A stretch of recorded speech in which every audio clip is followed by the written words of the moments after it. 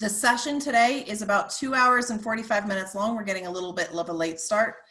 It will go from now until 12:30. It is being recorded. The chat feature is off between participants, but you should be able to chat with me if you have any needs during the course or any questions. Dr. Swerling has asked that I aggregate questions as they come in, so I will do that and then be able to pass those to her. Please keep your video feature off and mute yourself just to eliminate any potential distractions to the presentation. We would love for you to tweet out or share on social media. You can see behind me the Patent Literacy Symposium 2020 is PA Lit Symposium 2020 if you use Twitter. I'll put that handle into the message after this starts. And finally, this session will also be very interactive, so there will be some breakout rooms and some Q&A stops throughout the break. So just make sure that if you're not able to be with us at a certain time, next to that participant at the bottom of your screen, you should see a participant sign. If you click that open, you'll see all the participants for this meeting. There is a small 3 dot where it says more, and it will offer a coffee or a little time. It will just tell us that you're away from your computer at that time if there's anything that comes up during the interim. Thank you so much for understanding. All right, so I'm honored to introduce Dr. Swerling. Louise Spear-Swerling, PhD, is Professor Emerita at Southern Connecticut State University in New Haven, Connecticut. Her research interests focus on children reading development and literacy difficulties, as well as teacher preparation and reading. She has presented and published widely on these topics. Dr. Spear-Swerling's most recent book is The Power of RTI and Reading Profiles, a blueprint for solving reading problems, published by Brooks. She is also a member of several journal editorial boards, including those for the Annals of Dyslexia, Teaching Exceptional Children, and Reading Psychology. In 2009, she served on the working group for the International Dyslexia Association and produced national IDA professional standards for the teachers of reading. Dr. Spear-Swerling prepared both general and special educators to teach the reading using structured literacy approaches for many years. Currently, she consults regularly for Connecticut school districts, mostly on cases involving students with severe or persistent literacy difficulties, including dyslexia. She is also centrally involved in writing a major revision of the state guidelines on identification of children with dyslexia and other learning disabilities. Welcome, so glad to have you. Thank you. Hello, thank you so much. It's really a pleasure to be here, and I'd like to welcome everybody to the talk. I appreciate your interest. And Lisa, I think, has mostly covered the kind of housekeeping details that I was going to give you. I did want to mention I had planned sort of a brief Q&A in the middle of the talk, and I'm not sure I'm going to do that because we are kind of getting a late start. And I want to make sure I have enough time for the activities at the end. So the plan, as Lisa indicated, is for people to work in breakout groups on several cases that are related to the talk, descriptions of real children that are, that have the identities concealed, but that are based in real children. And so in order to do that, you will need those handouts that she mentioned, so that it's really important for you to have access to those to be able to work on those in your breakout groups. So let's get started. The topic of the talk is identifying common profiles of reading difficulties and their implications for intervention. Sometimes I like to start a talk with a cartoon, and I don't know if you know the website LinguaGeek, but I always like their cartoons for, if you have an interest in language, they're very funny. So this one shows the letter C lying on a couch talking to someone who appears to be a psychiatrist and saying, "I don't know, doc.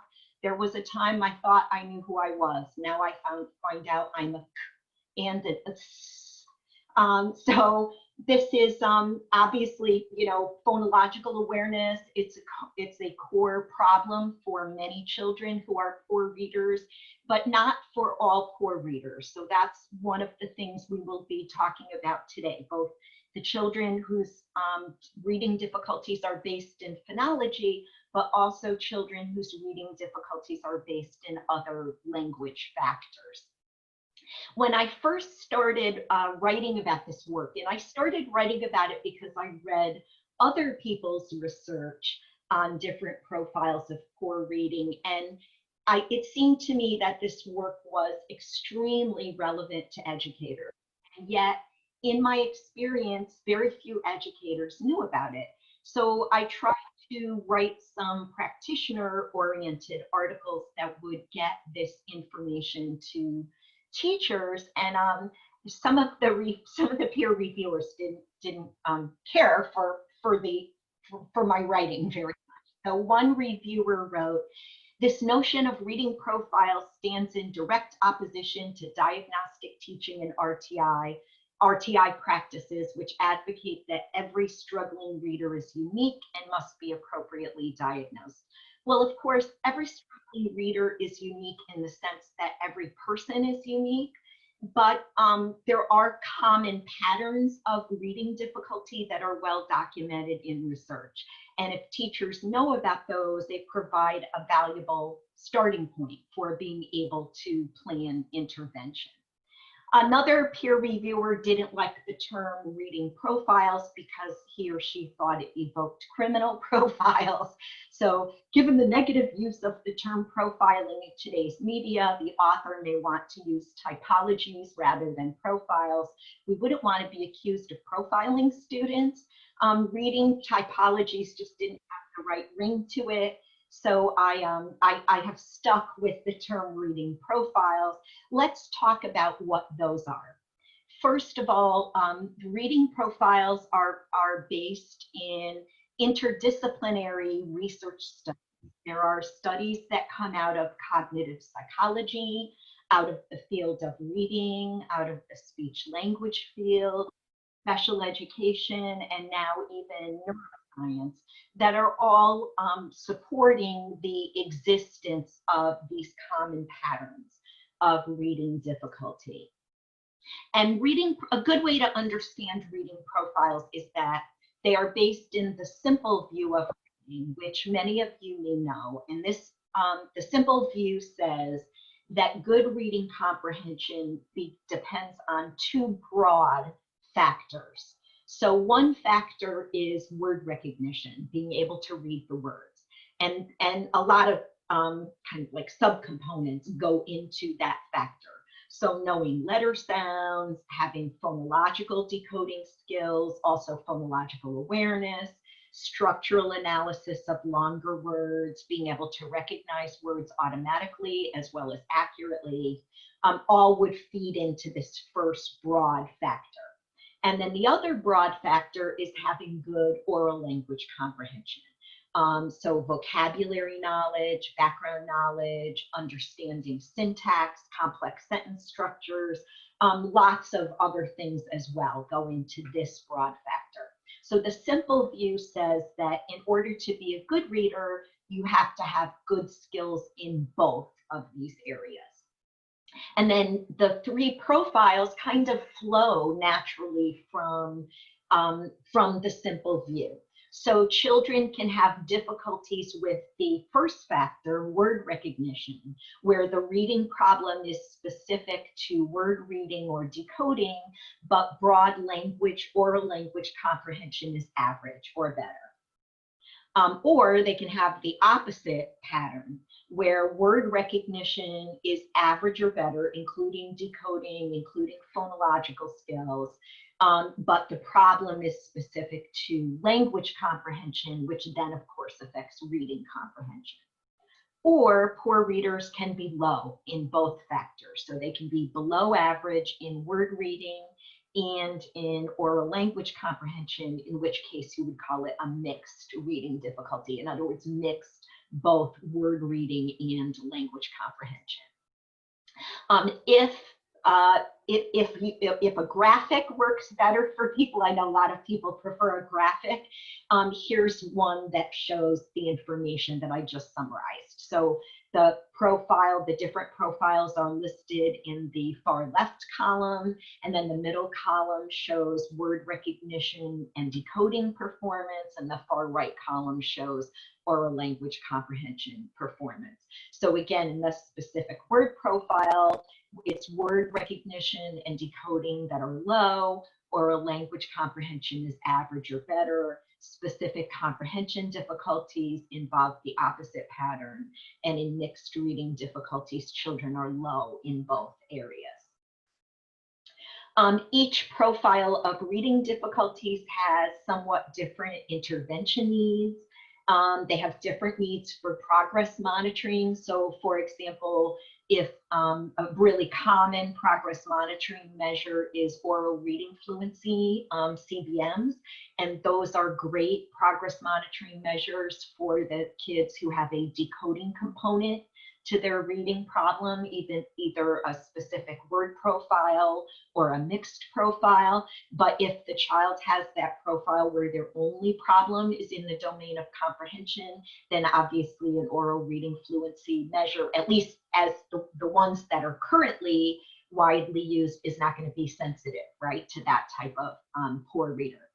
The children with different profiles tend to benefit from different types of assistive technology. For example, there's all kinds of assistive technology that basically involves reading text to the children, some sort of, technology that will read the text aloud.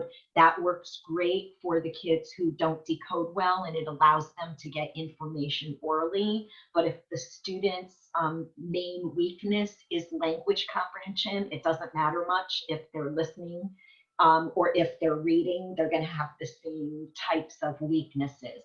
So those children can benefit from different types of assistive technology, but not the, read the text aloud, not by itself anyway. And very important point, and we'll talk a bit more about this later, a specific profile can be associated with a variety of underlying causes.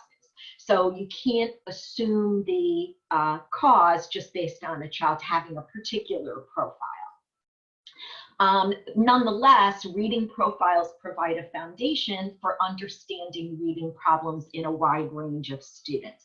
And to my mind, this is one of the things that makes them so useful. So my background is primarily special education. The profiles are extremely useful for understanding reading problems in students with a variety of disabilities, such as dyslexia, language disabilities, ADHD, autism, but also the profiles are equally useful for understanding reading problems in students who don't have disabilities, such as those who are English learners, children who lack exposure to literacy. And they're useful for a wide range of grades and ages, going from the primary grades through the middle secondary level. I think one of the things that's especially useful about the profiles is that they can help teachers interpret patterns of assessment results and understand the underlying dynamics of individual students' reading problems.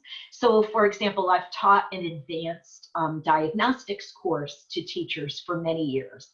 And one of the things that I find is it's not that hard for teachers to learn how to give an assessment and interpret an individual assessment. It takes learning if somebody's never done it before, but that part is the relatively easy part. The harder part for most people is kind of putting all of the assessment results together and seeing what the broad pattern is and drawing conclusions about, okay, what's an appropriate intervention for this type of student. Profiles are really useful for that purpose. Profiles also help you understand, they're useful because they address educationally relevant questions. So questions like, are students' reading comprehension problems associated mainly with inaccurate or non-automatic decoding? Are they associated mainly with weaknesses in language comprehension? Are they associated with both of these areas? And are they influenced by other cognitive variables such as problems with attention or executive function? And this question is focused on reading comprehension, but we could really ask the same question about reading fluency. A lot of poor readers have poor reading fluency because of poor decoding, but not all of them. Some children read slowly despite good word reading skills because they are struggling to comprehend. And those students will need a different approach to fluency intervention. So reading fluency is a broad out, sort of, you can think of it as a broad outcome measure in a way, like reading comprehension. And so it's useful to pinpoint, the underlying components that contribute to the student's poor reading fluency. And one of the things I've always liked about the work on reading profiles is that it seems so educationally relevant. In special education, we have a long history of, in the past, I think we're not doing this so much anymore, which is a good thing, but in the past, there was a lot of focus on documenting things like, does the student have an IQ achievement discrepancy? Do they have a gap between their IQ and their reading achievement, which was often an eligibility requirement for getting services in the specific learning disabilities category. Well, if you document that kind of discrepancy from an educational standpoint, it often ends up being kind of like, well, so what? The student has a discrepancy, but it still doesn't tell you what to teach. Reading profiles really tell you something about, what the student needs to be taught. So now let's sort of look at each profile in a bit more detail. So children with the specific word recognition difficulties profile, the first profile, are children who have at least average listening comprehension and oral vocabulary knowledge. They have problems with word recognition that usually, not always, but the problems usually center upon phonological skills and word decoding. They often have fluency problems that involve inaccurate or non-automatic word reading. And their reading difficulties often, not always, but they often emerge early in the primary grades, because those are the grades when children are first learning how to decode, right? That becomes a foundation for everything else. Often these children have trouble with reading comprehension and reading fluency, and those problems for this profile are related completely to difficulties in word reading, not to difficulties in language comprehension. What the children tend to benefit from are highly systematic, explicit, synthetic phonics types of interventions. Intervention in phonemic awareness, if that is a need, which it often is, again, not always, but often. A really important part of intervention, and this is the part that I often see as being weak in the consulting work that I do for schools, children need to also apply their developing decoding skills in appropriate texts. The texts need to be instructional level for that child and a reasonable match to the child's decoding skill that gives them opportunity to apply their developing decoding skills in reading books. They have to do oral reading of text with a teacher who provides appropriate feedback. If you're in the afternoon session, we'll talk about what constitutes appropriate feedback, but a key idea is that children are expected to read every word correctly.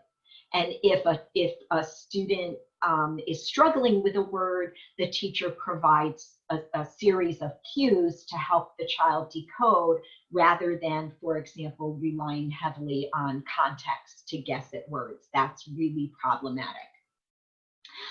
Children can often benefit from supplemental fluency intervention. And here I like Doug Carnine and his colleagues' standard that supplemental fluency intervention is needed if a child reads slowly, even at instructional level. So for example, if we have a fifth grader who is reading instructionally at a third grade level, you look at whether they meet third grade fluency norms. If they don't meet third grade fluency norms, then they need supplemental fluency intervention. Here's an example of a student with a specific word profile. So Bella had a family history of learning disabilities, experienced reading difficulties beginning in kindergarten. Her early difficulties centered on learning letter sounds, phoneme blending, and decoding. Her phoneme awareness skills have improved greatly with intervention. So now she scores within average range in terms of phoneme awareness. But that, again, that reflects intervention, provision of intervention. However, she's still having serious reading difficulties involving labored, inaccurate decoding, poor fluency, and poor spelling. She has always done very well in teacher read-alouds and class discussions, and her reading comprehension is good if she can decode the text well. If she can decode it, she can comprehend it. In math, her performance is solidly grade appropriate, and she has good ideas and vocabulary for writing, but her poor spelling creates a drain on her motivation to write. So you can kind of see already from the description that her weaknesses cluster in foundational skills, right? Word reading, spelling, things like that, but language comprehension is a strength. Here's another example of what you might see in a student with a specific word recognition difficulty. So here's an example of her performance in the grade 1 passage on the Johns BRI.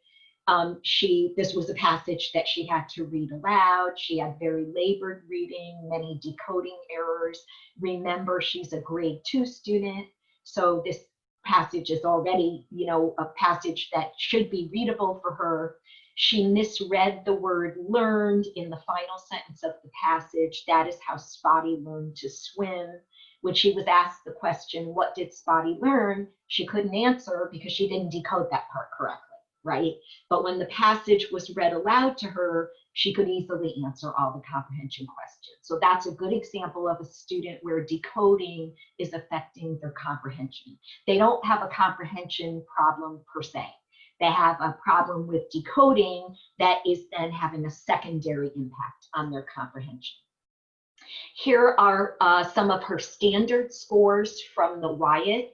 The average range on the Wyatt is 85 to 115 for standard scores, and I've highlighted in red the scores that are below average. If you don't know this particular test, you can kind of tell just from the subtest names what it is. So word reading is reading real words, pseudo word decoding is reading nonsense words, and so on. So even if you're not familiar with the test, please don't be put off by that because it's kind of intuitive from the subtest names.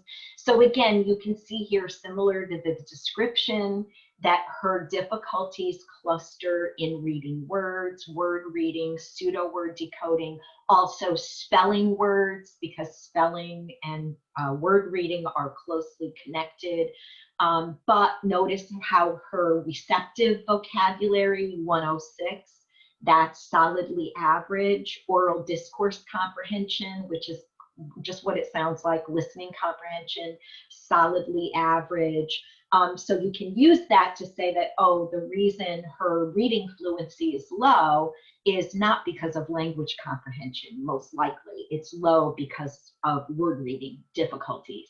And then an IRI is a commonly used tier 1 assessment where you read passages aloud to children. So the examiner is doing the reading, and she performed at grade level on a listening comprehension assessment, but her reading comprehension was at primer level, so significantly below grade expectations. So again, these all support the picture of a student with problems in word reading difficulties.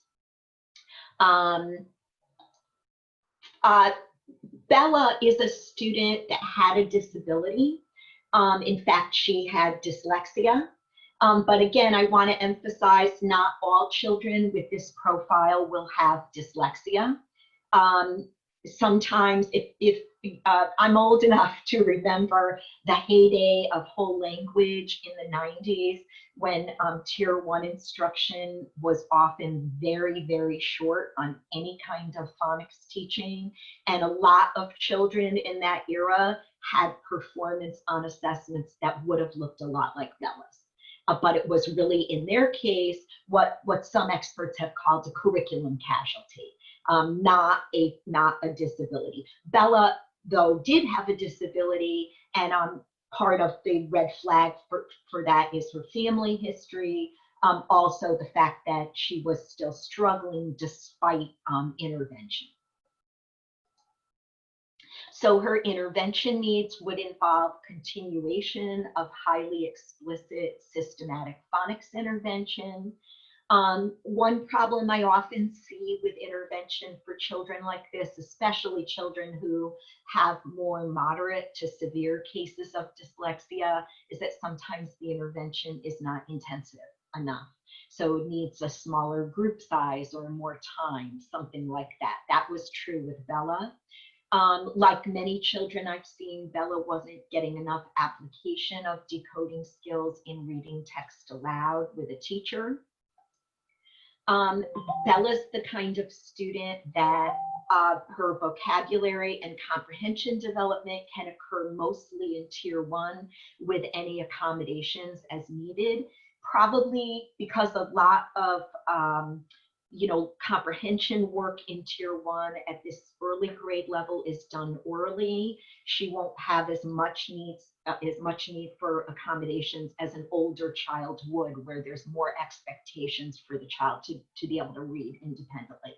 But that would certainly be something to think about. So Bella needs vocabulary and comprehension development like all children do, like typical readers do, right? We want all kids to have that development, but she doesn't need intervention in vocabulary and comprehension.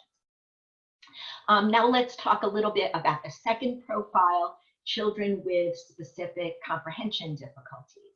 So these are children, again, it's like as if you turn the first profile inside out. So they have at least average word reading and phonological skills. They have reading comprehension problems that usually involve language comprehension, or it could be oral vocabulary knowledge is a very common one. Important to note about these children that often they don't meet criteria for eligibility for speech language services. They could, but they're not necessarily children whose oral language scores are low enough for eligibility. So they might be children with oral language scores, say standard scores in the 80s, where that would put them in, the bottom quarter of their age cohort or grade cohort, but not necessarily low enough to be eligible for speech language services, but low enough to be challenged, especially as the comprehension demands increase into the middle and the upper grades. We'll talk more about this later, but it's important to note that other factors besides language can influence listening comprehension, most notably attention and executive function. So listening comprehension, where you're just kind of sitting there listening, is especially demanding of attention. And children that have attentional weaknesses, sometimes you will see that more in listening than even in reading. These are children who will typically have no history of early decoding problems. Their fluency problems tend to be based in language, not single word reading, or could be based in attention and executive function. Their difficulties often emerge later in schooling, around grade 4 and up, again, as the demands for comprehension intensify.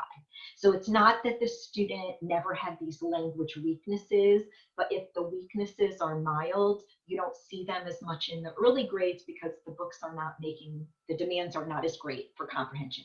But then children advance in school and the demands become greater, and all of a sudden, it seems all of a sudden the child starts to struggle. So what they benefit from is explicit intervention in the areas of comprehension in which they are weak. And of course, comprehension includes a lot of ground. So some things that, that could be, the usual suspects could be things like vocabulary, background knowledge, inferencing, perspective taking. Another common one would be syntax. Some children will have trouble interpreting long, complex sentences if they have language weaknesses, and that will certainly affect reading comprehension. They need integration of oral language interventions with reading comprehension interventions. So many students Now, many teachers, when a student has a reading comprehension problem, you tend to think, it's natural to think, oh, we have to work on it in the context of reading. But it's important to know that, yes, work on it in the context of reading, but also developing oral language comprehension is working on reading comprehension, because it feeds right into reading comprehension. Children with this profile will need text appropriate to their language comprehension levels, which may be significantly below grade placement. If there's not a big gap between the child's language comprehension and their grade placement, their grade level, then this might not be too much of an issue. But I'm thinking especially, children that will have a really big gap, like sometimes children on the autism spectrum, the child might be placed in 8th grade, but their language comprehension level might be far lower than that, many grade levels. Then it's probably not going to be productive to work on reading comprehension in the context of grade appropriate text. It's too much of a challenge, too overwhelming. If a child has problems with attention and executive function, there should be instructional strategies for those. And here I want to emphasize, I'm not talking about isolated training of executive function or attention. I'm talking about things like organizational strategies for reading, for writing, things that directly pertain to the academic area, and certain things like avoiding multitasking, not having a child, doing multiple things at once, or working in a highly distracting environment, things like that. So here's an example of a student that has a specific comprehension difficulty, Ruby. So Ruby had a history of early speech language delay, early behavioral and social difficulties. As a preschooler, she was identified with an autism spectrum disorder. Her word reading skills and spelling have been consistent strengths, but both language comprehension and reading comprehension are weak. She has similar difficulties in both listening and reading, does well usually on basic fact kinds of questions, but inferencing and perspective taking are particular problems. And again, as you would expect, she's having more difficulties as the grade expectations increase. So these are pretty typical types of difficulties in reading for a student with an autism spectrum disorder. This shows you her test scores on the Woodcock-Johnson. The Woodcock-Johnson has a slightly different average range for standard scores than the Wyatt, 90 to 110. Again, the low scores are highlighted in red. And you could see all of the subtests that pertain to word reading and spelling are solidly average or even a little bit above average in relation to word attack. But oral comprehension is substantially below average. Picture vocabulary was in average range, but oral comprehension is low. Also on that informal listening comprehension measure on an informal reading inventory, where the passages are read aloud to the student, she scored significantly below grade expectations at a grade 2 level. Reading comprehension was slightly higher, grade 3, but still below grade expectations. The better performance in reading than listening probably reflects attentional factors. Attention is often an issue for children on the spectrum. So her pattern of reading difficulty exemplifies specific comprehension difficulties because word reading is strong, broad oral language comprehension is weak. Her vocabulary is a relative strength overall, but if you worked with Ruby, you would see that she does have the vocabulary difficulties common to children with an autism spectrum disorder. So for instance, she has difficulty with multiple meanings of words such as bank. Bank, a place where you keep money, versus bank, a riverbank. Or also tracking pronouns in a text like he, she, it, knowing what those words refer back to. Her intervention needs would involve teaching multiple meanings of important words explicitly. Oral language development, very critical in intervention. There are some commercially available materials and manipulatives like the MindWing materials that could be especially useful for a student like Ruby. Narrative interventions have been used to develop perspective taking and pragmatic language skills. Narratives, there's nothing like a narrative. This is a point that has been made about learning to read that I think is really valuable that did not occur to me until I read Steven Pinker's book about Our Better Angels. And he made the point that reading allows you to get inside the head of a character and take their perspective like nothing else does, not even film. And that, you know, that can be used as an avenue for children who have trouble taking the perspective of others to try to develop those skills. So, so researchers have developed those kinds of narrative interventions. When children have problems with inferencing, could be a lot of things that are the basis of that, and it could be different things in different situations. So it'd be good to probe as a teacher is working with Ruby, you know, what is the problem here with this inference that she's having trouble with? Is it not knowing the meaning of a vocabulary word? Is it that she's not tracking the antecedent of he, she, and so on? Is it a perspective taking thing, and so forth? Just a quick word about students with autism and their profiles. Many of these students do have a profile of specific comprehension difficulties if you work with these kinds of students, but not all of them. So here's a graph that shows a very informal study my colleagues and I did. It's unpublished data, but there is published data to support this. So we looked at 19 students we had worked with and determined the reading profile. And you can see that over 60% of the students had a specific comprehension deficit profile, but something like 26% had a mixed profile.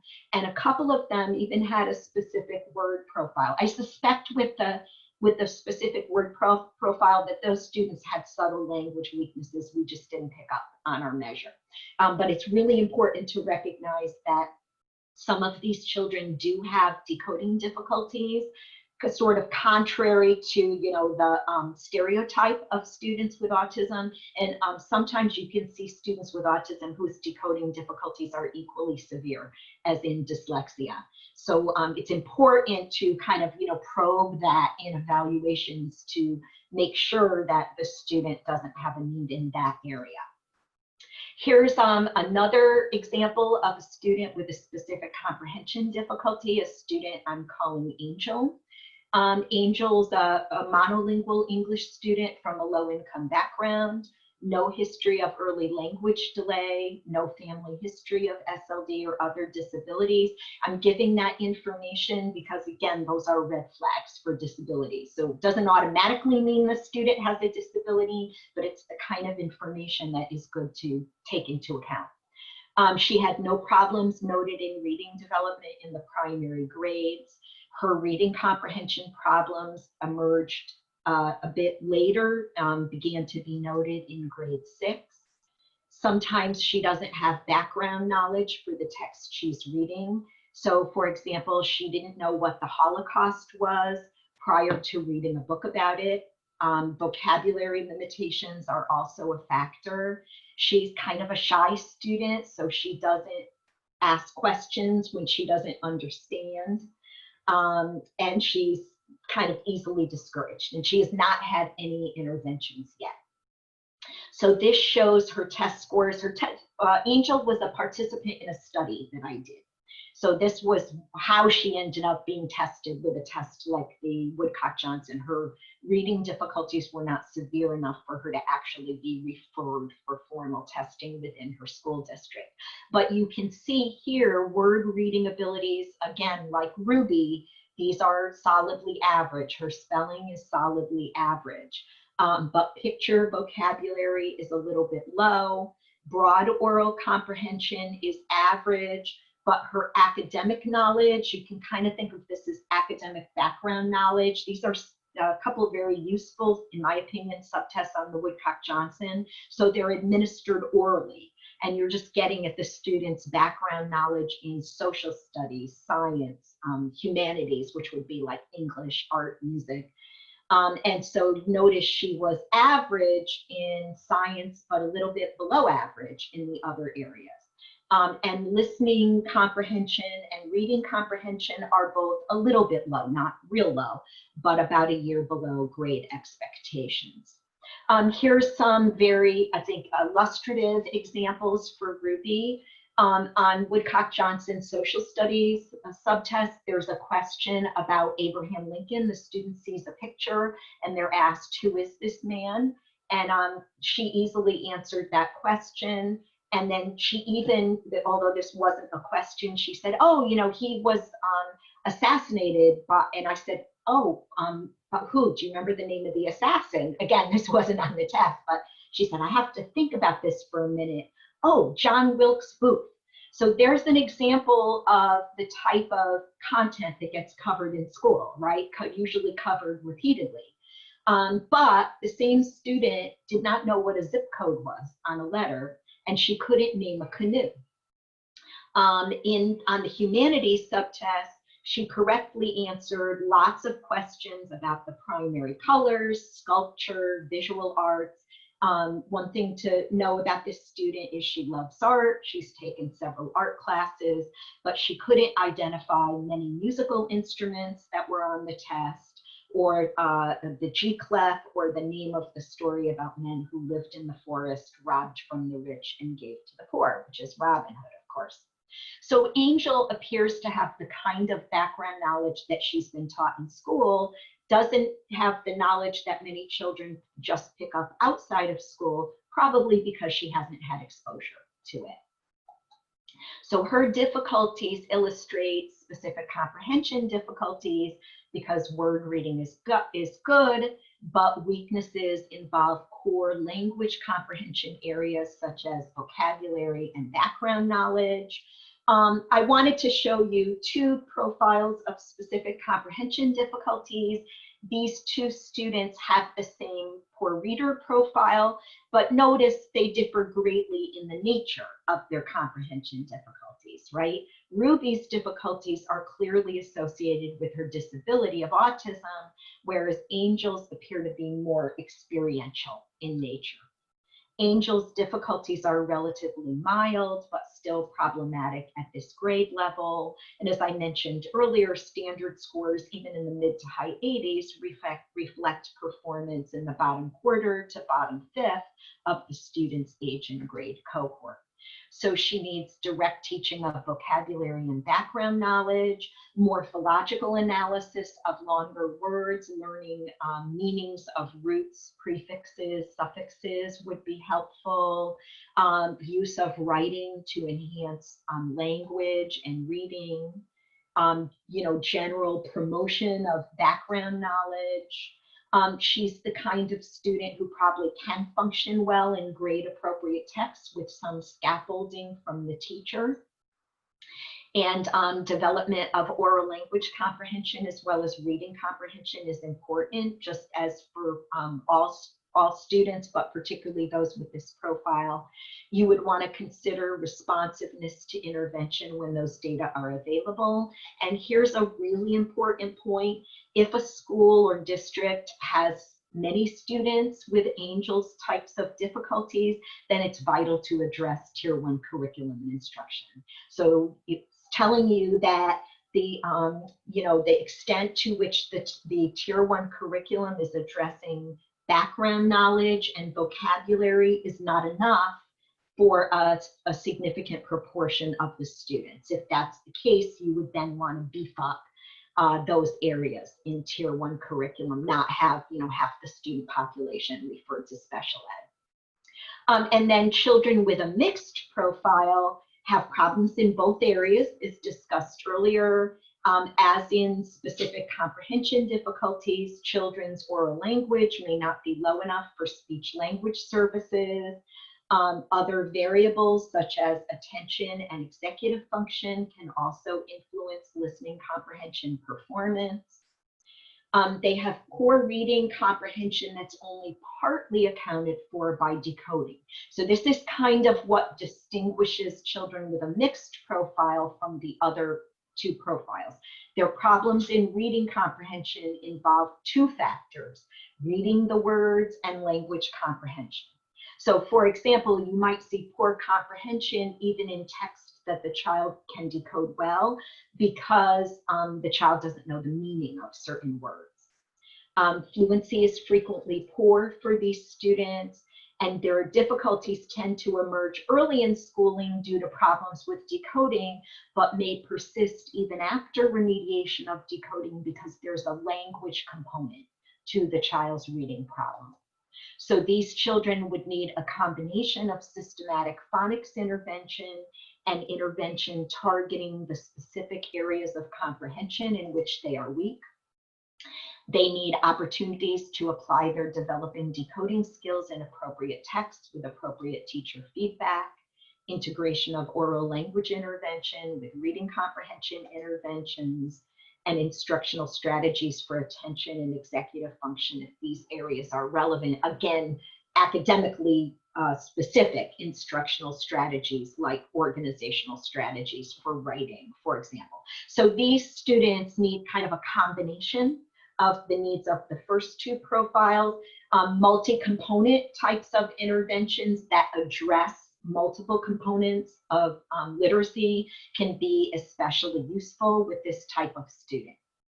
So Javier is an example of a student with a mixed difficulty. Javier is a native Spanish speaker who came to the United States in grade 2. He's now at the end of grade 5. His conversational English is very good. He has no history of language delay in Spanish. There doesn't appear to be a history of literacy difficulties in Spanish. He did get ESL services, but ESL has now been discontinued. English is a second language. He has good ability to read common words, but he sometimes has difficulty decoding long, complex words. So relatively mild types of weaknesses in decoding, but still some weaknesses.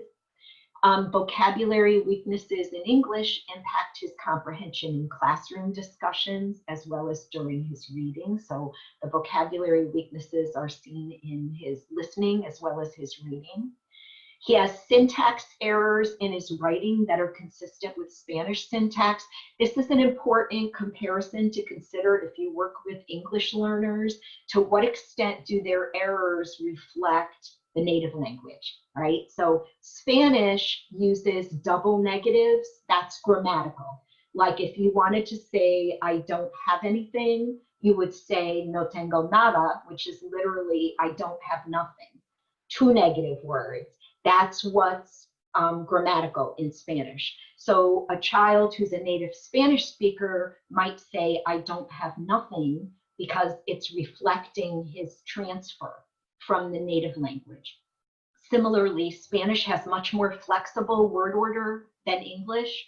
A sentence that would be the equivalent of arrived the fireman at the fire could be grammatical in Spanish. So a native Spanish speaker might use word order that seems kind of odd in English, but it's reflecting their native language.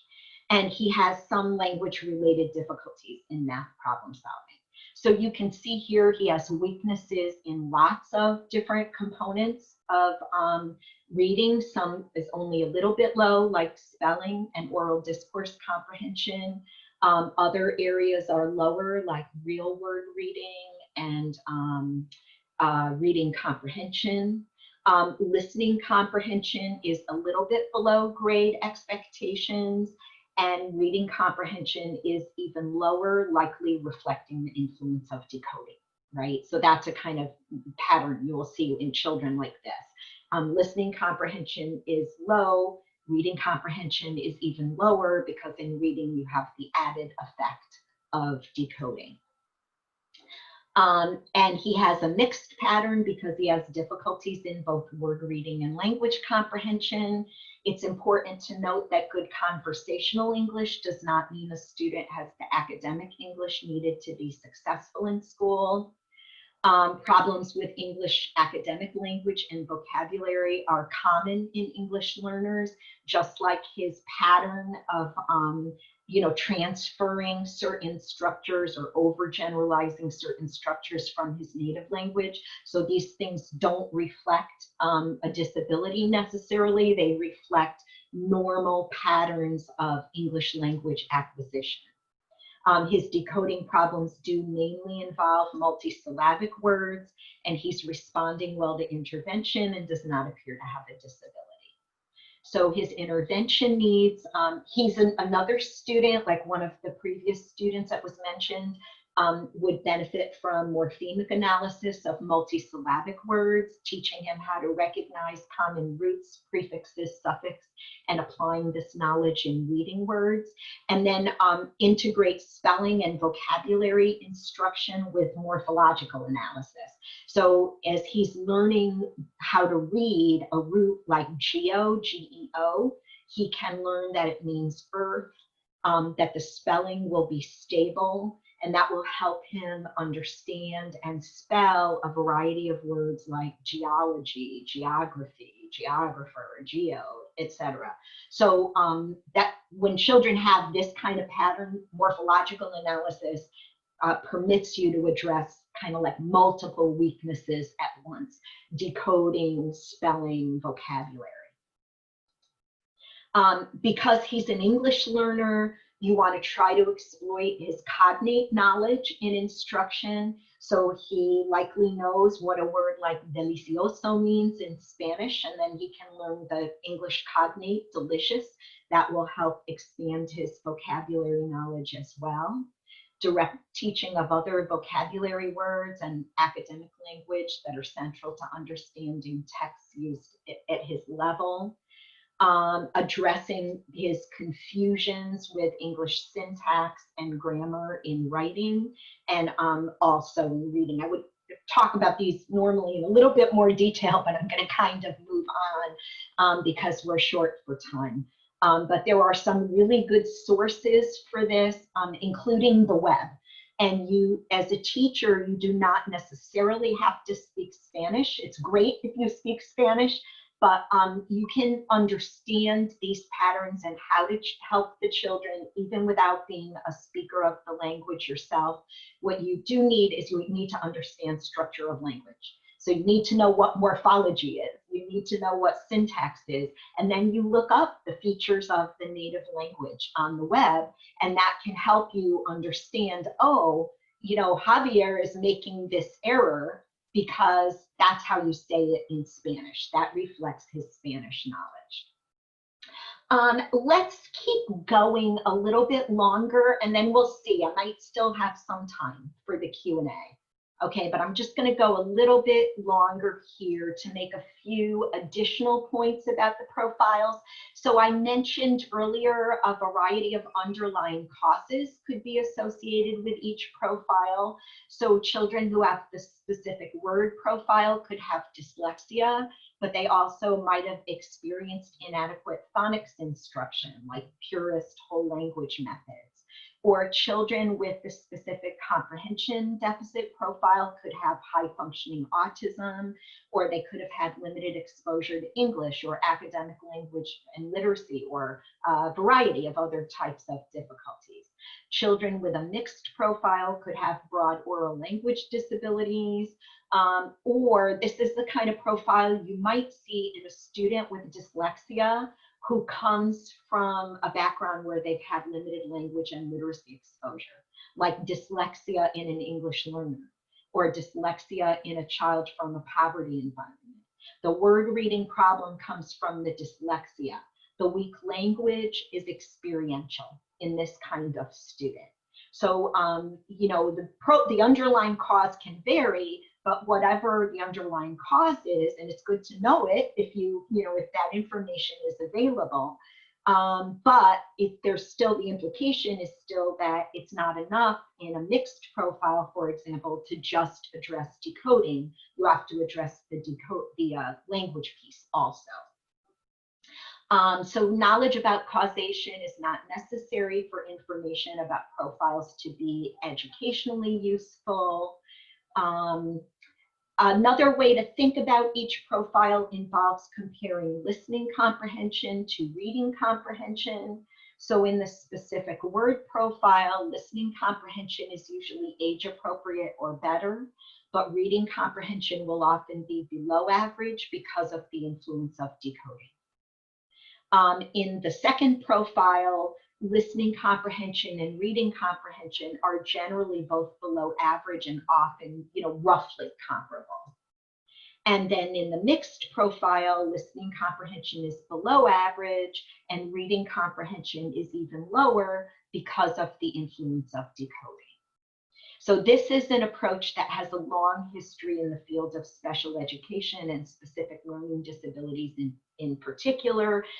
Some authorities, for example, in the days when we were arguing more about IQ achievement discrepancy, some people suggested that dyslexia be identified by a listening comprehension, reading comprehension discrepancy. Here's another kind of important point. Each profile may be early emerging or relatively late emerging.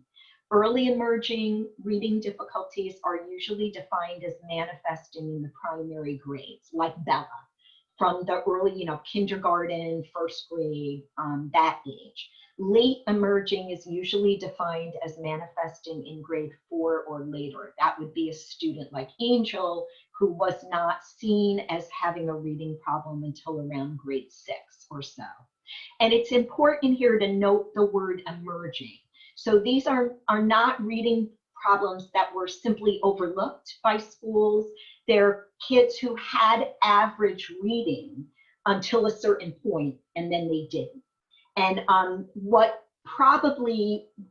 is going on is the thing I mentioned earlier, which student always had certain underlying weaknesses, but they didn't come into play until curriculum demands increased.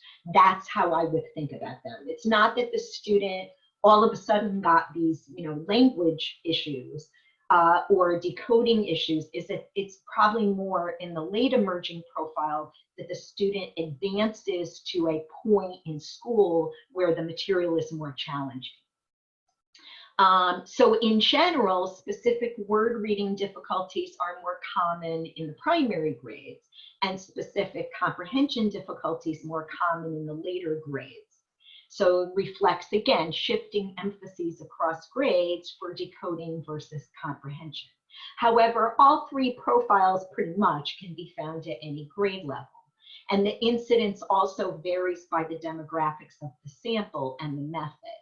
So, for example, Leach, Scarborough, and Rescorla, which was sort of a classic study in the reading profiles area, found that the specific word and the mixed profile were much more common in children identified as poor readers in grades K to 3 than the specific comprehension profile. Only 6% of children in the primary grades in their study had a specific comprehension deficit.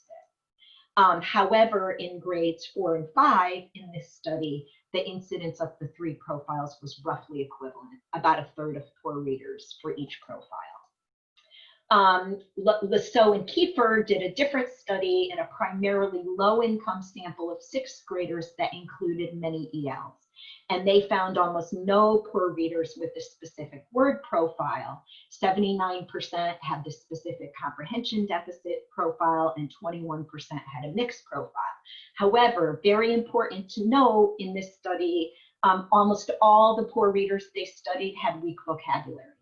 So there were children that had good vocabulary knowledge and good language comprehension, but weak decoding.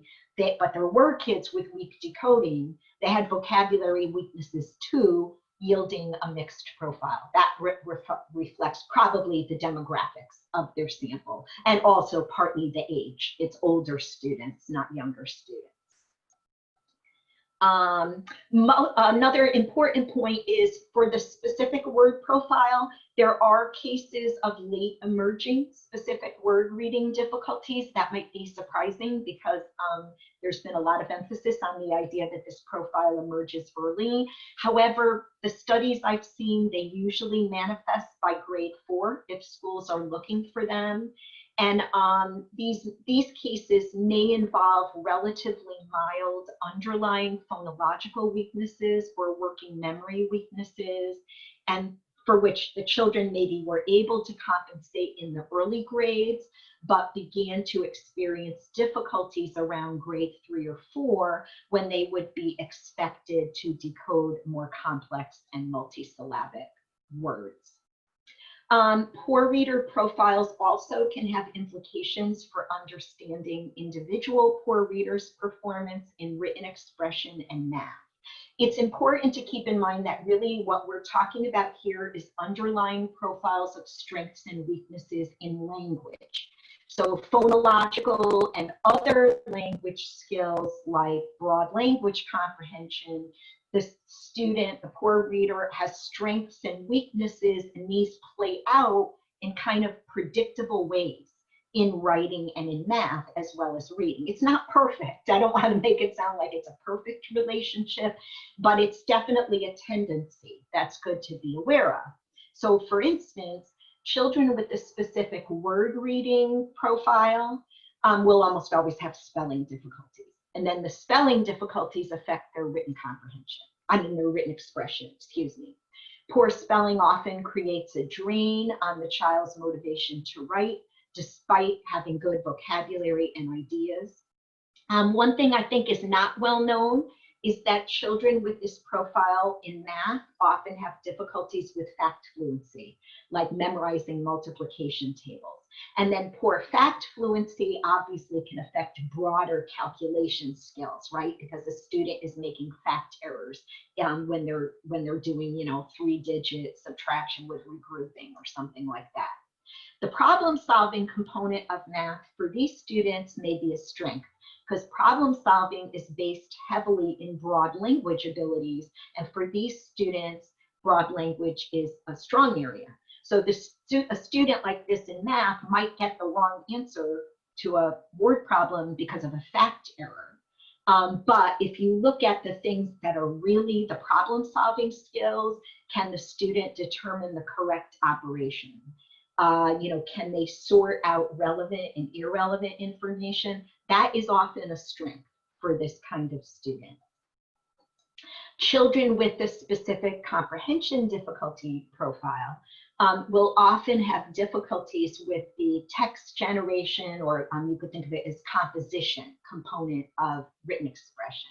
So for instance, if a student has weaknesses in vocabulary knowledge or understanding syntax, then this will tend to affect their writing as well as their reading, correct?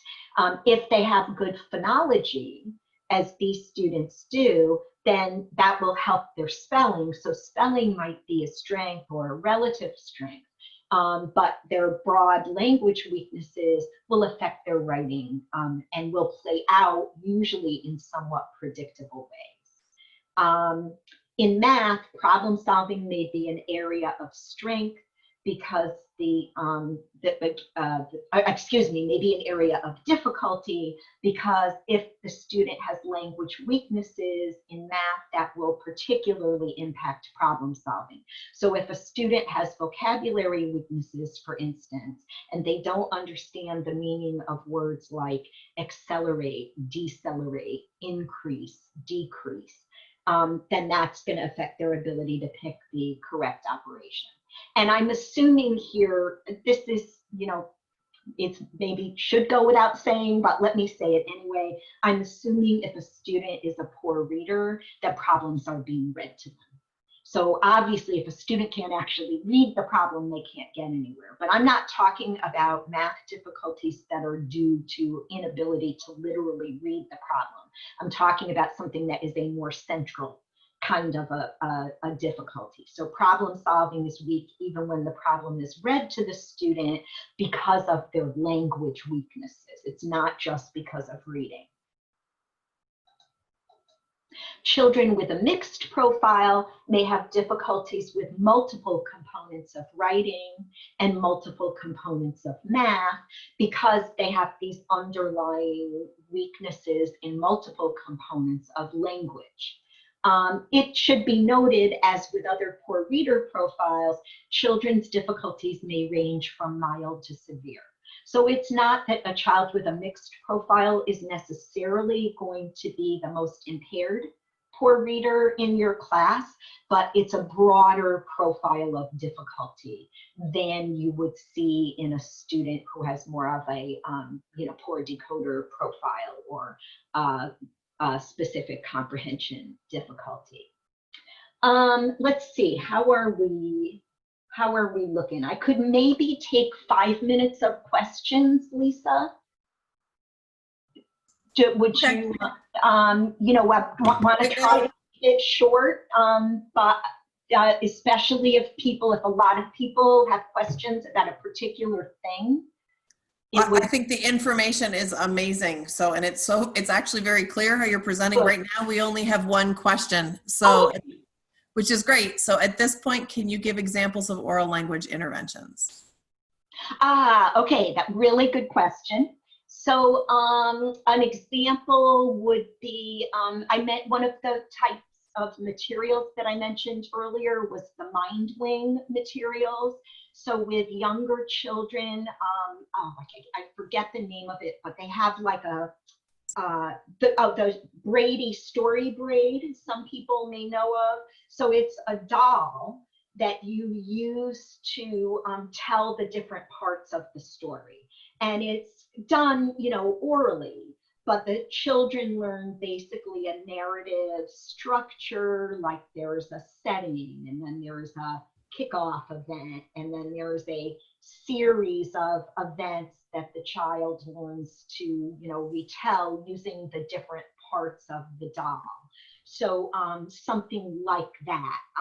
Many of the interventions that you would do in oral language could be similar to interventions that you would do for reading comprehension. So for instance, you could read a story aloud to children, and then they might use, context to determine the meaning of a word, like looking at pictures or thinking about the context of the sentence that has been read aloud to try to guess the meaning of the word. Using context to figure out word meanings is a whole different thing than using context to guess at words in decoding. Or you could use a graphic organizer that helps children, identify key parts of a story that have been, read aloud. Sometimes this isn't an essential thing. It depends on the student.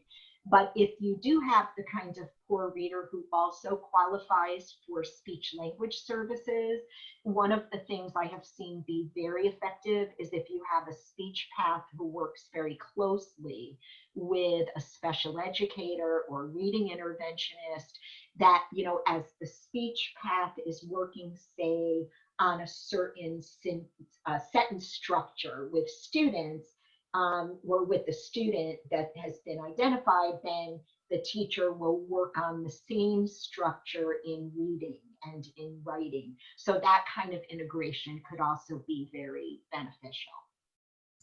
We've seen that in the dyslexia pilot as well. Some people have taken their SLPs and put them even in with core. So that's and I didn't mention that, but yes, if you have a child that's been identified, and or even if they haven't, the speech path could be useful.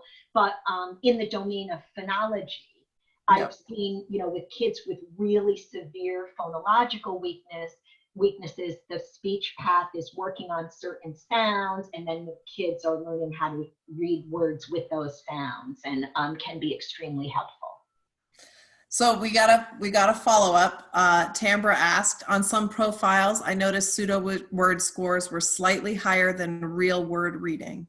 Are there implications for those two scores being compared that you could elaborate on? Oh yes, actually I will in the next segment. So it's important. It's going to be at about 3 slides from now. I was gonna say, it was a great transition because I read the slides last night and I thought, yay. Yeah, perfect transition. So I will get to that, I promise. I think we're good then if you want to keep going. Okay, all right, great. I'll just remind everybody that if you needed to step away, get a coffee or use the restroom or whatever, please feel free to open that participants bar at the bottom, and there are icons under the more. So we just know that you're not with us at this point if we're ready to go to breakout sessions. This is a double session because we got a little bit of a late start. We're going to kind of go through the break here, but please feel free to break as you will. And we will be headed to breakouts in the next little bit. So we appreciate your attention and glad that you're with us to join us. Thank you. Okay, all right. So as you can sort of tell from the previous slides, identifying the profile of reading difficulty requires measures of component reading and language abilities. So it cannot be just, a reading comprehension measure or just a reading fluency measure. So here are some examples of important component areas to assess. And if you're a general educator, I'm not suggesting that you would assess these in every single student in your class.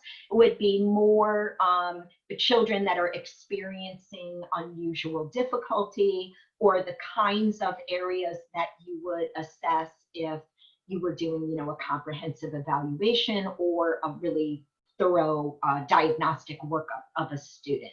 And your assessment could include some tier 1 measures, like if, tier 1 measures like CBMs for nonsense word reading or things like that could be useful. So, important component areas would be to assess out of context word reading and decoding, both accuracy and automaticity. Phonemic awareness, I would assess that especially if the child is young or in a student of any age if decoding is weak. Their accuracy of reading text, which means the student has to do it aloud, otherwise you don't have a figure for accuracy. Text reading rate and prosody, their oral vocabulary knowledge, and their oral language comprehension or listening comprehension. And then it's often useful to have more in-depth assessment of listening comprehension if you have a student where language comprehension is a component of the reading problem, namely specific comprehension difficulties or mixed reading difficulties. A range of measures can be used as long as they're technically adequate, reliable, and valid, and they have adequate benchmarks or norms to determine how a child is performing relative to grade and age peers. Okay, so this relates to the question that was asked just a few minutes ago. To evaluate word recognition, it's helpful to use both real words and nonsense words.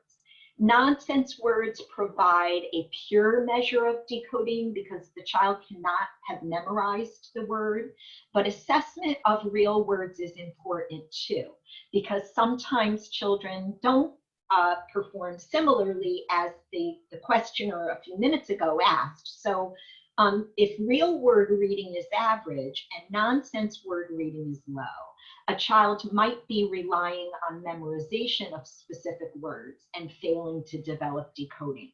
This is a pattern especially that you might see in beginning readers.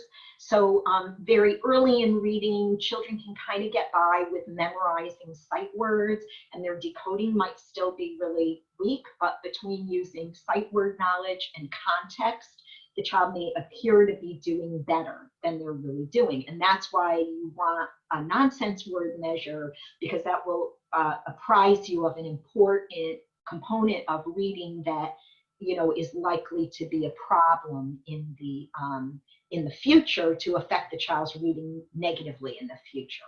Sometimes you see the opposite pattern. Nonsense word reading is average and real word reading is low. And this may indicate that a child is not transferring decoding skills to reading of real words, or another way to think about it is that they're not building a bank of common words that they can recognize automatically. This is a real, this is, in my experience, very common problem in older children, such as those with dyslexia, that have had years of phonics remediation.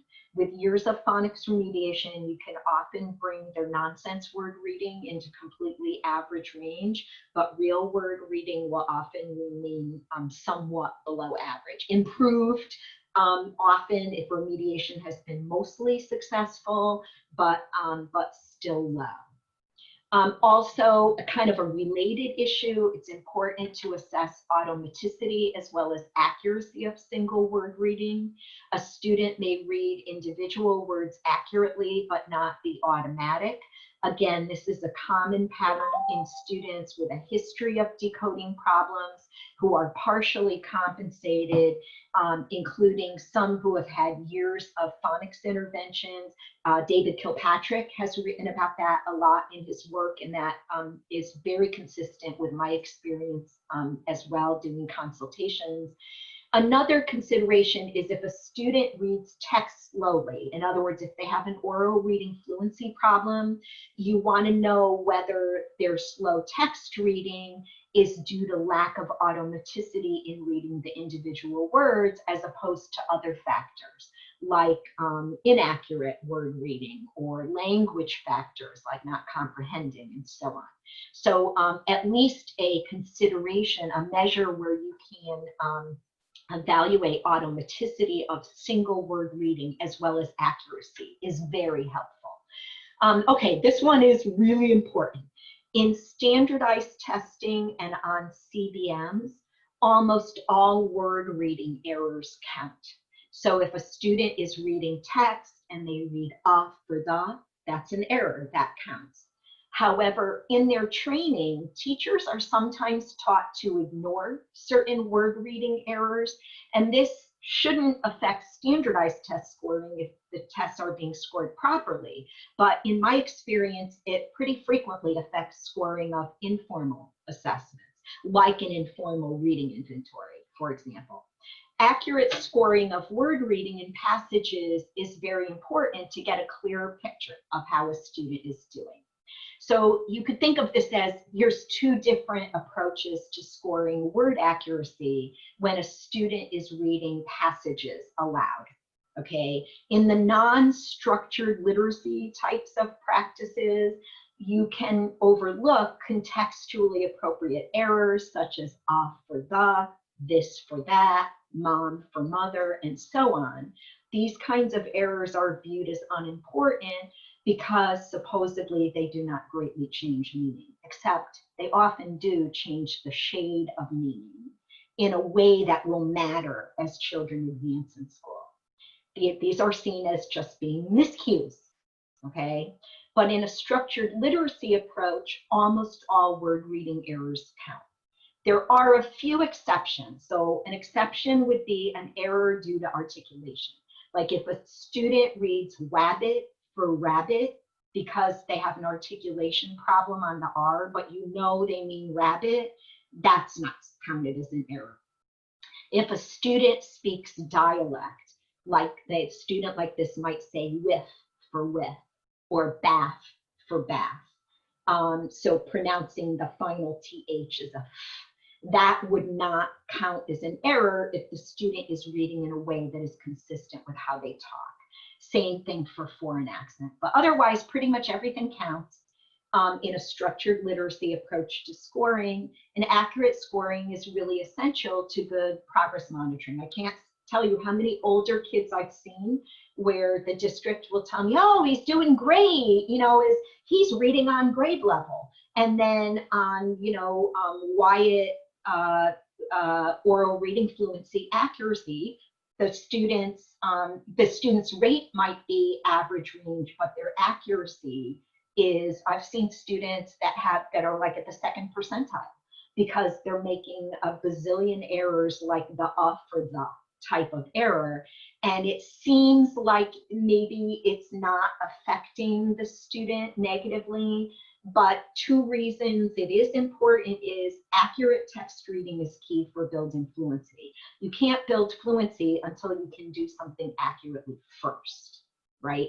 And we do know from research that minor errors of this type do affect students' comprehension. In fact, students who are good readers just read with a very high degree of accuracy, period. They're not making a lot of these kinds of errors. And then here's something else I think is not widely recognized, that your word accuracy expectations, if you look at research sources, there's actually kind of a sliding, you could think of it as a sliding scale. They get higher by grade if you're using research sources.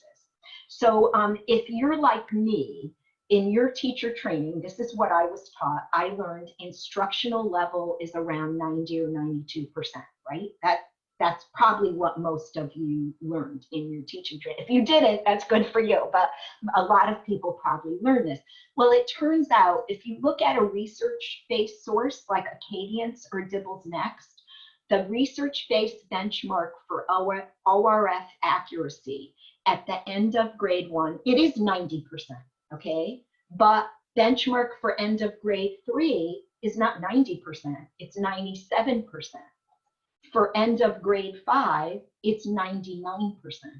So there's a little bit of variability here by grade. It's not entirely, this perfect increase by grade, but the important point is it's a significantly higher standard for older students than younger students. And the 90 to 92% standard is really more applicable to very young children. Another way to think about it is think about a 5th or 6th grader who has, say, 90% accuracy, but at that grade level, you might have to read books with, 300 words on every page of text. So if that student has a 10% error rate, they're making like 30 errors on every single page of text. Is that an error rate that is likely to affect their comprehension and their motivation to read? Yeah, it is. So it's different when the child is in 1st grade and they're just reading books that have, one line of text on a page and it's much simpler text. So that's an important thing to kind of keep in mind. Assessment of reading comprehension, common formats for testing reading comprehension include the close or maze format, where the child reads a sentence and then has to fill in a blank, like the duck is swimming in the, and they have to come up with a word like pond, water, stream, something that makes sense. Or retell, usually with a rubric to score the retell, or reading passages and answering questions about the passage. And in general, performance across the different formats correlates strongly. So if you take a big group of students and you give them these different formats, the correlations are generally high. However, for individual children, performance can vary substantially depending on the comprehension measure. And Jan Keenan and her colleagues have written about this a lot. I would recommend her work highly. So with tests that involve answering questions, it's important to consider whether a lot of those questions are passage independent. Passage independent means that the child doesn't actually have to read the passage to be able to answer the question. So an example of passage independent questions would be, what does the word glimmer in the story mean? And how do you think John felt when he lost the prize? Well, the child might already have known what the word glimmer meant before they ever started to read the story, and they probably know that John is going to feel bad if he lost a prize. They didn't necessarily have to read the story for that, right? So then the reason that this is important, what I will sometimes see in doing consultations is you'll have these students with egregious decoding problems, but the district will say, well, but his reading comprehension is average. So, so really the poor decoding is not affecting his reading comprehension. Well, yeah, it almost certainly is, but it's like an artifact of the test. That reflects the fact that the test is using questions that don't actually require good reading. So Keenan and Betjeman showed that these kinds of questions were common and problematic on the gray oral reading test, and that helped to spur a major revision of that test. So if you're using the most recent edition of the GORT, which I believe is the 5th edition, they did a massive revision to address that and other issues. However, many other tests of comprehension also use passage independent questions. So it's something to look out for. Children with the specific word profile often can do well on passage independent questions because of their strengths in language comprehension. And then, as I just gave you an example, this may make a poor decoder appear to have much better reading comprehension on a test than they actually do. And this is only one example of many factors that can influence performance on reading comprehension tests, including the length and the type of passages, whether the test is timed or not, whether the student can look back at the text to find answers, and whether they have to write answers. One study showed that when you have these like state mandated tests that require writing answers to open-ended questions, to some extent the test is capping writing, not just reading. And then the implication of that is you could have a child with good reading comprehension who is thought to have poor comprehension because of a low test score, but it really reflects their writing, not their reading. So especially in children whose core difficulties include comprehension, and that would be those with a specific comprehension deficit profile or a mixed profile, it can be important to assess reading comprehension with more than one test. This is probably less of an issue for the students where the only problem involves decoding. Oral language comprehension, these tests generally use the same formats as reading comprehension tests. So they use close or maze, they use retell, they use question answering. But for listening comprehension, it's the examiner and not the student who does the reading. As I mentioned earlier, listening comprehension measures can be especially demanding of attention. So children sometimes do poorly because they have attentional problems, not because they really have a language weakness. And this is an especially important consideration in students who are known to have attentional difficulties, such as those with ADHD and often autism. These distinctions matter because what you want to do in intervention is going to be different if a student has a true language difficulty as opposed to the problem really being attention. So here's a few things to think about in trying to judge whether a student's low score on an oral comprehension measure, listening comprehension, actually involves language. Does the child have a history of language delay? That will often mean that there's, or could mean that there are residual language problems, even if the child's no longer eligible for services. Have they had comprehensive speech language testing, and do they show weaknesses?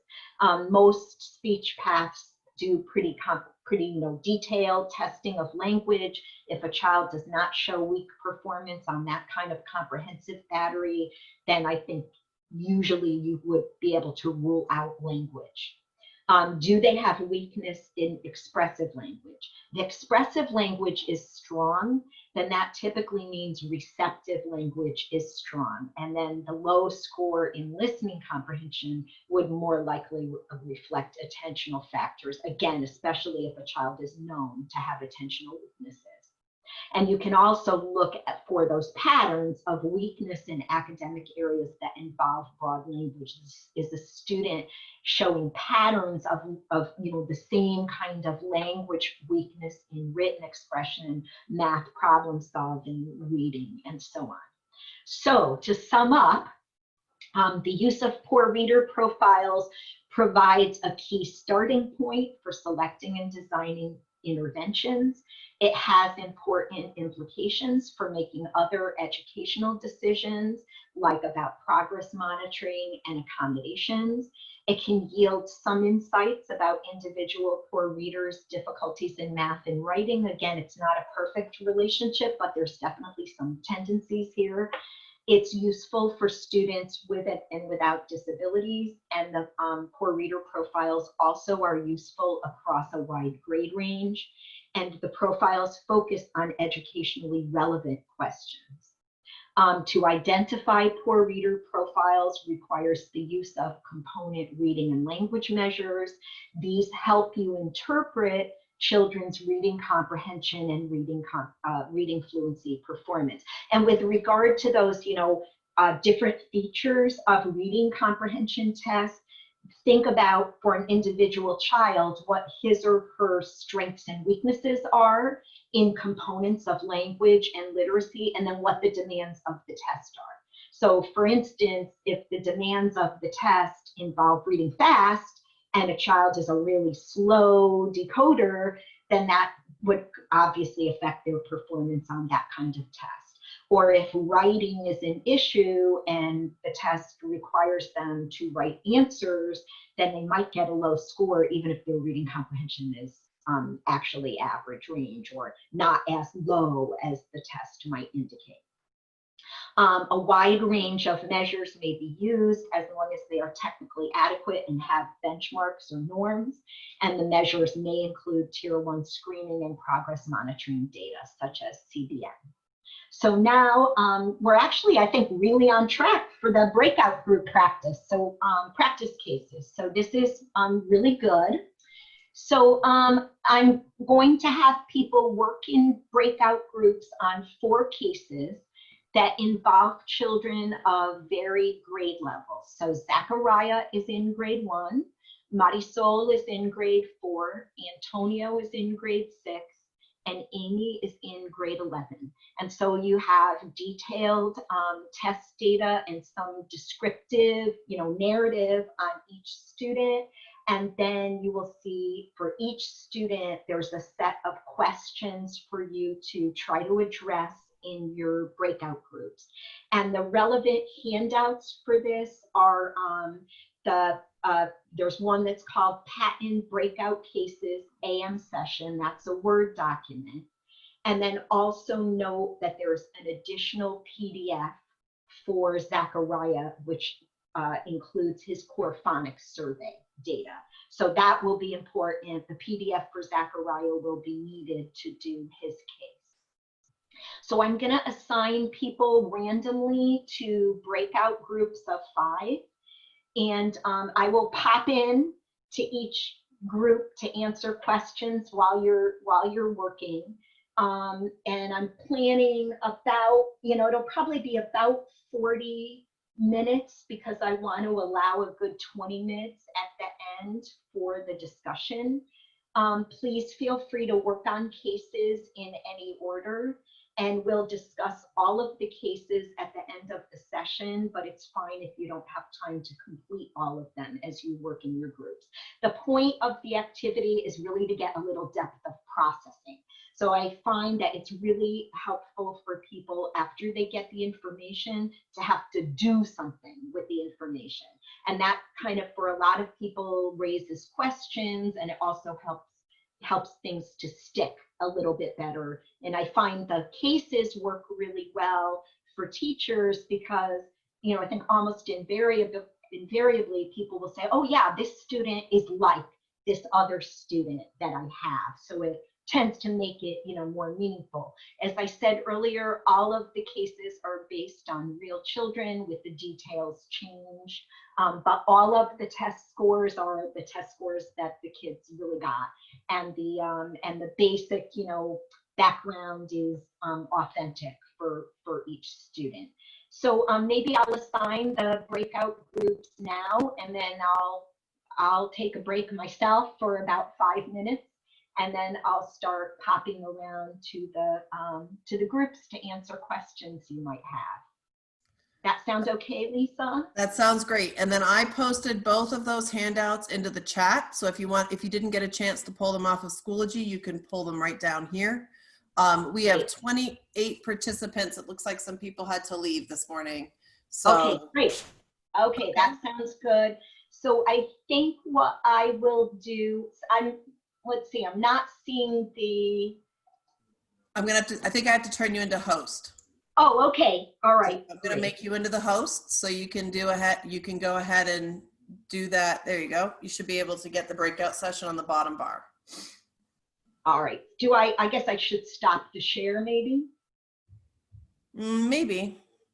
Yes. Okay. All right, here we go.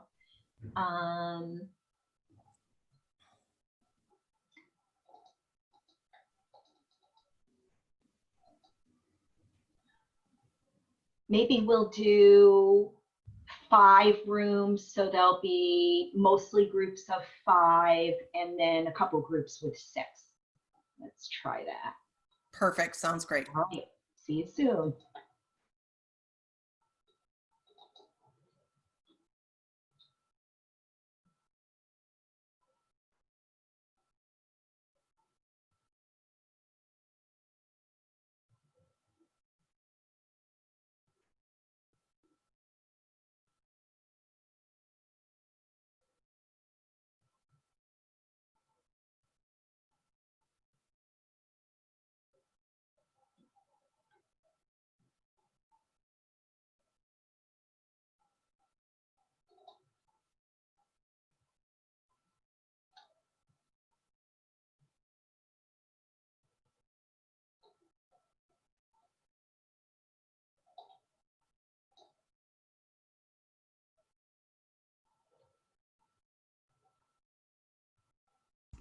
Can you check breakout room 3 and make sure they have enough people, because I'm assigned to join and I'm going to just pause the recording and not join.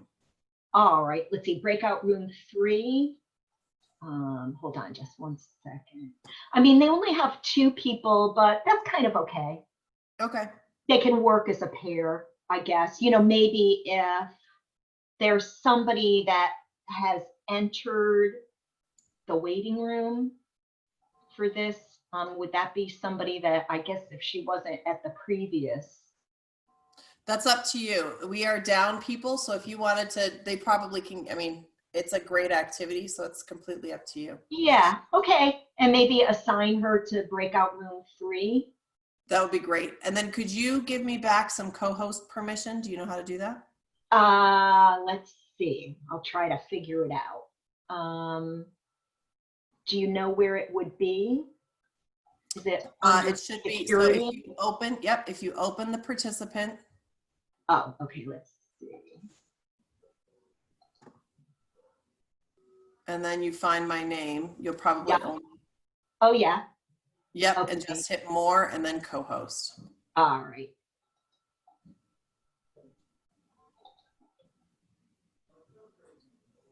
Perfect. So I can I can pause the recording.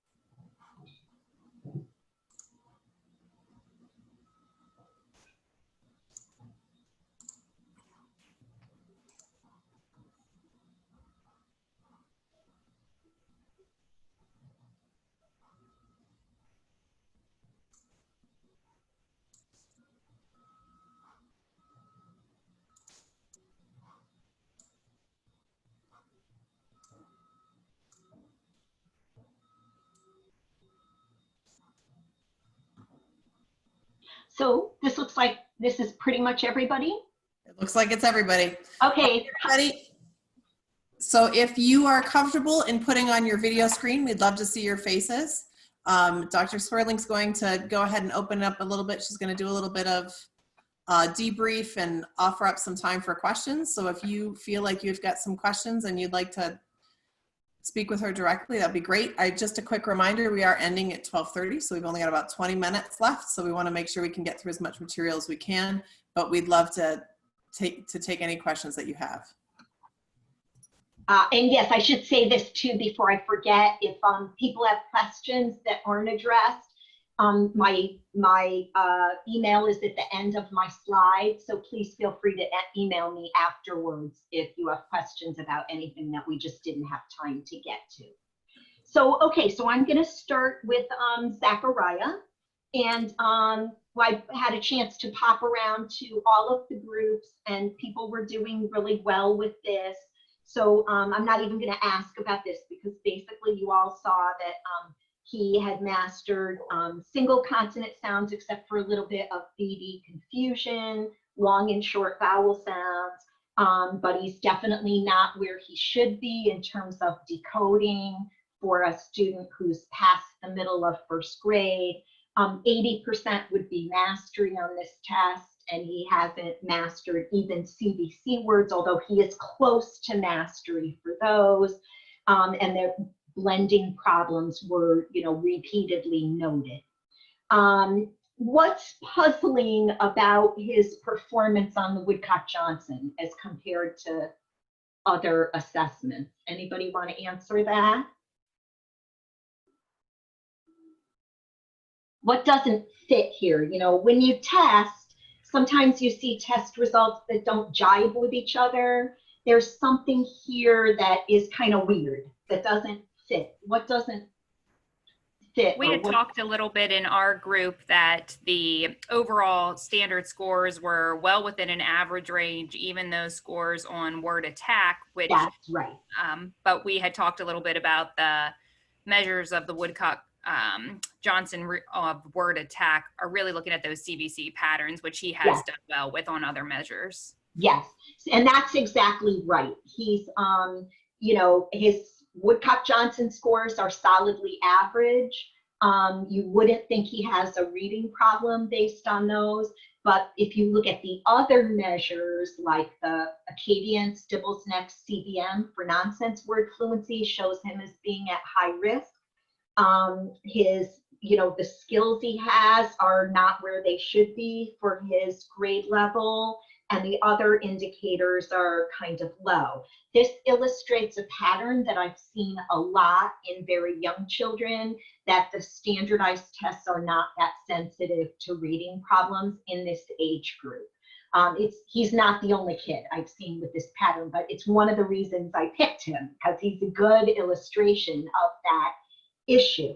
So the point would be, the value of measures like CBM, like measures like Dibbles or AIMSweb or Easy CBM in identifying reading problems early, so the kids can get intervention, not necessarily for special education placement yet, but so that you can provide intervention, and then there's a history of intervention that if the child is responsive or not.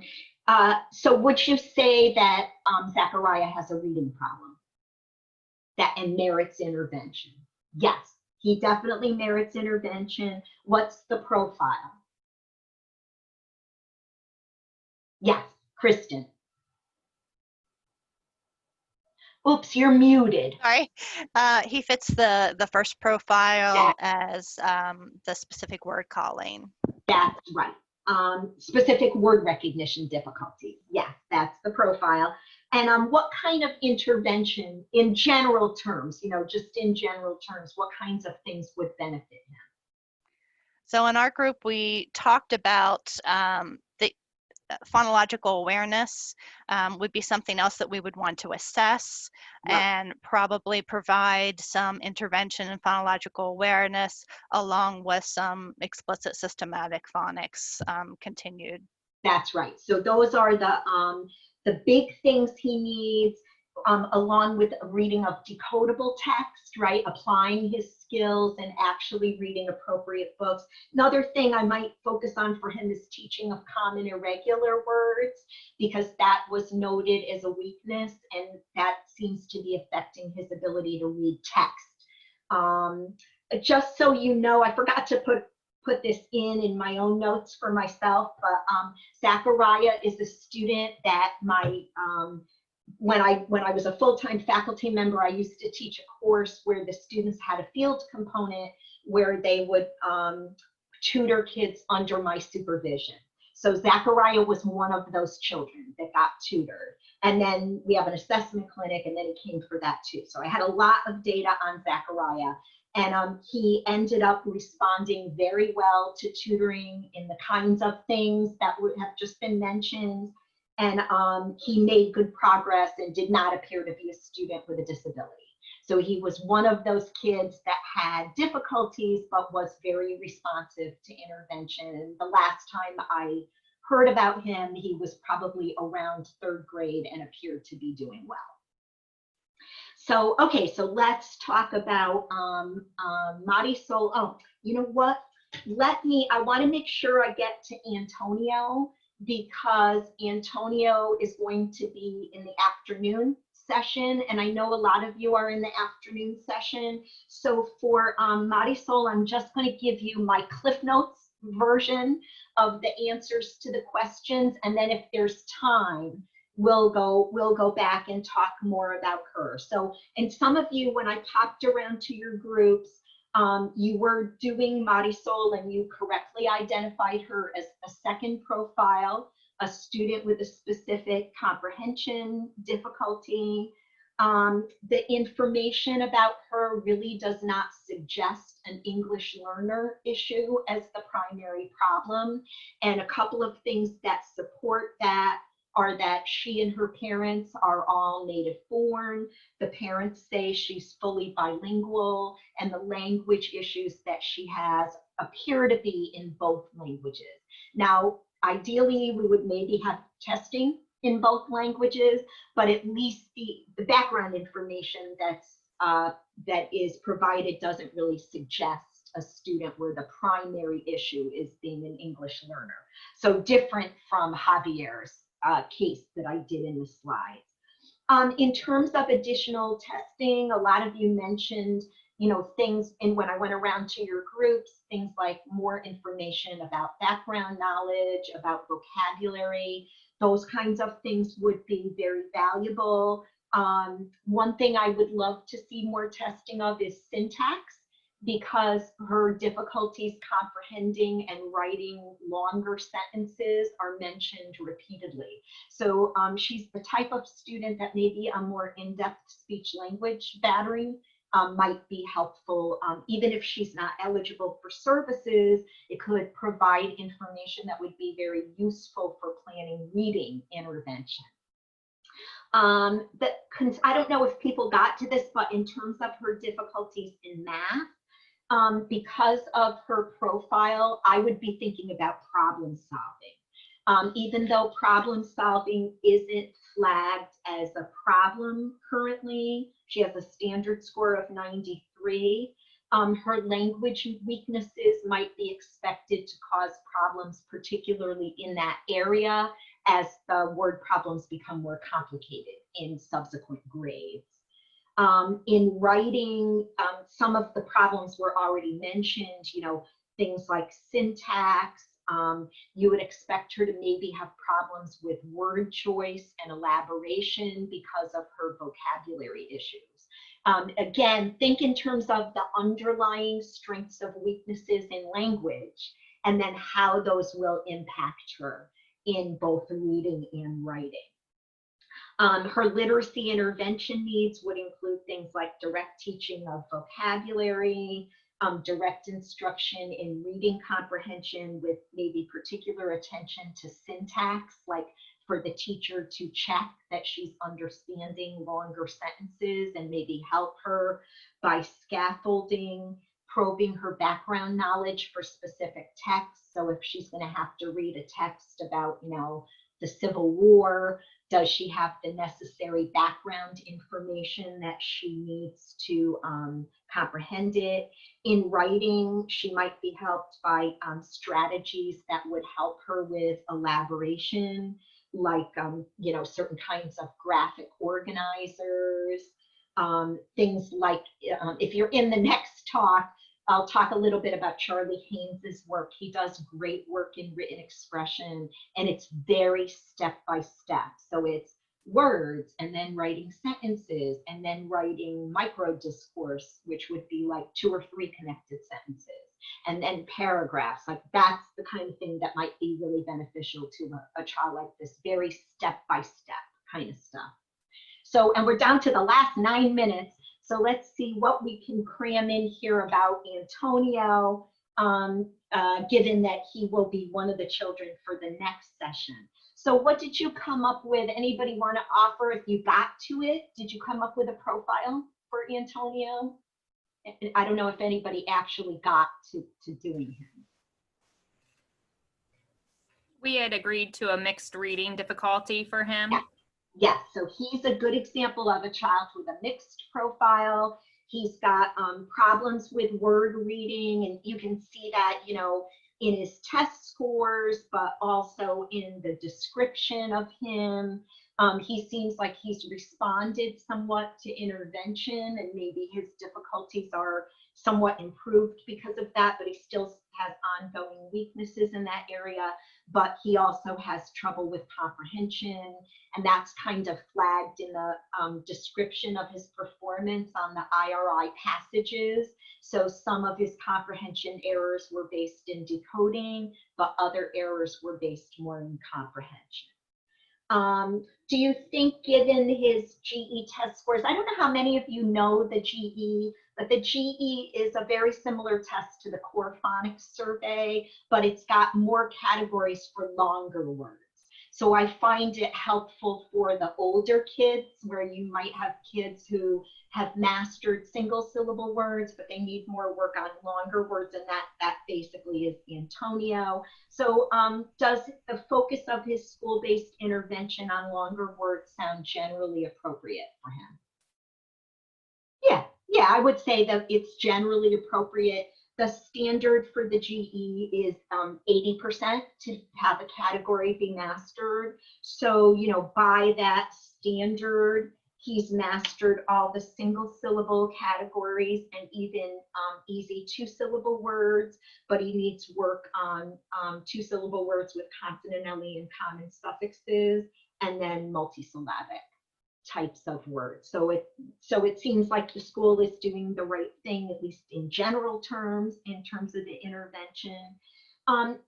The question about his reading comprehension score, so it says Wyatt 3 reading comprehension was technically average. I think it was low end of average, but there are multiple reasons to be concerned about his reading comprehension. Even though his score was in average range, what would concern you about his reading comprehension?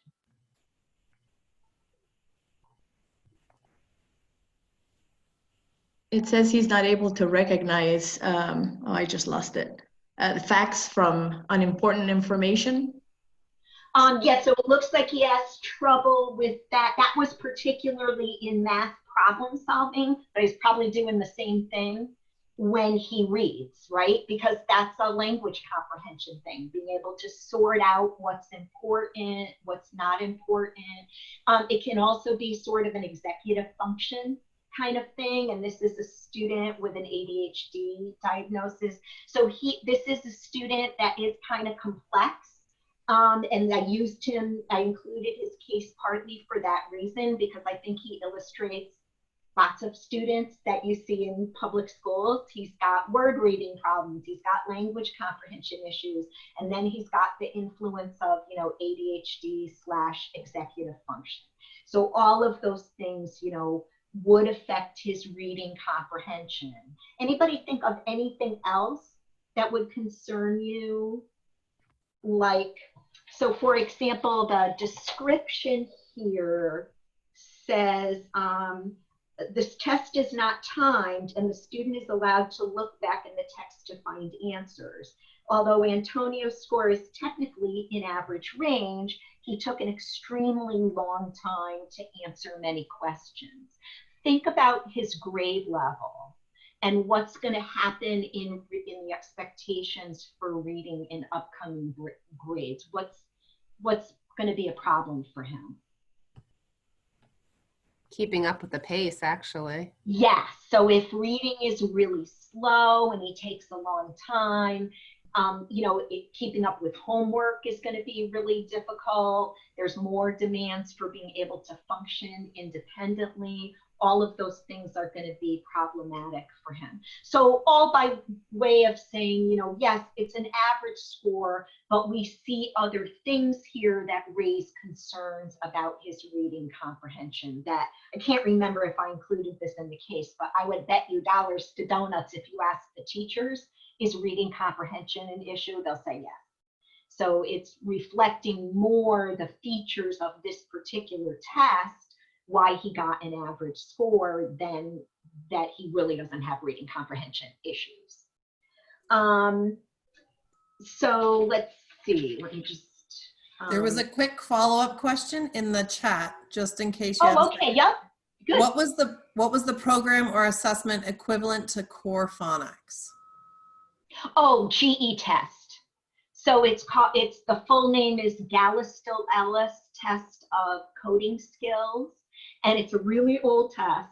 And the reason I know it is that when I was a teacher in training, Betty Gallistel was my teacher. She was my teacher educator, and she was wonderful. She was really good. But I believe it's on the web, and I have encountered in other states people using it. So if you're interested, I think you can look it up on the web. It's Gallistel, Gallistel hyphen Ellis, ELLIS. And so the full name is Gallistel-Ellis Test of Coding Skills. And there's a spelling subtest as well as a reading subtest. That's very useful. Let's skip the part about math because we've got like 2 minutes. His literacy intervention needs would be things like, continuing his phonics intervention.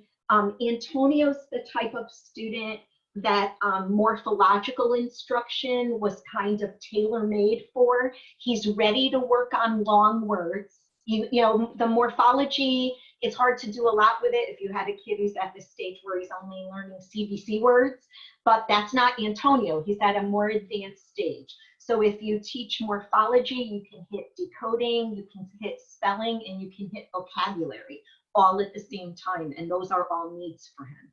As long as he's learning what root words, or suffixes mean, and their spelling and how to read them. So, direct instruction in background knowledge for specific types of texts, and then organizational strategies like graphic organizers might help him for both reading and for writing. There's a possibility of something like advanced phonemic awareness instruction for this student. You would want to do testing first to verify that that's an issue, but he does seem to be having some problems building automaticity of word reading, so that might be something to check out in terms of the testing. And as far as the very last question, let me just give you my quick thoughts about this. I think the question parents are asking about whether he might have dyslexia, it's a reasonable question because his decoding problems are like the problems you see in dyslexia, and ADHD and dyslexia commonly co-occur. And I do see very often with boys that sometimes the thing that gets noticed first is the ADHD, and then the reading problem kind of gets overlooked or de-emphasized. And it seems like that might have happened in Antonio's case. So I think this would kind of come down to a judgment in the PPT about what's the primary problem. Do we want to call the primary problem dyslexia, or do we want to call it like OHI, ADHD, something like that? One really important point I would make if I were involved in the case is that unlike children with classic cases of dyslexia, it's not the case that his only issue is decoding. He does need intervention in broad language areas, broad language comprehension as well. So for intervention to be successful, it would be really important to include both components. And that's suggested, by the mixed profile. I'm 1 minute over. Thank you all very much, everybody. You're wonderful. Again, if you have other questions about anything, please feel free to email me at the email address on the slides. So we want to thank Dr. Swerling and all of you who attended this session. It was recorded and will be available on the Patent YouTube channel in the near future. The literacy team is also creating supports that align to these presentations to help follow up some of the learning for both educators and families. So we're very excited to offer that opportunity, up and coming opportunity.